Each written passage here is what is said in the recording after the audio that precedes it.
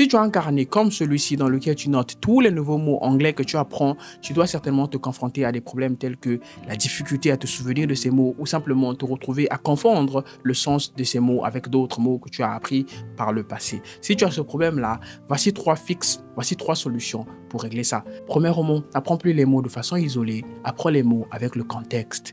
Apprendre les mots de façon isolée, c'est comme ce que tu fais actuellement. Tu vois un mot que tu ne comprends pas, tu prends ton dictionnaire, tu le traduis, ensuite tu écris le mot en anglais avec son équivalent en français, tu fermes ton carnet et basta, tu passes à autre chose. Ça, c'est à éviter. La chose que tu devrais faire, c'est apprendre avec le contexte. Et le meilleur moyen de faire ça, c'est de lire les livres. La deuxième des choses, utilise le mot dès que tu le découvres. Quand tu apprends un nouveau mot anglais, ne te contente pas juste de le placarder dans ton carnet. Placarde-le dans ton carnet. Ensuite, assure-toi de faire des exemples en utilisant ce mot-là. Imaginons que tu venais de découvrir la signification du mot to understand et que tu le placardais dans ton notebook. Eh bien, la chose que tu dois faire ensuite, c'est de faire des phrases avec to understand. Yeah, I understand why she says this.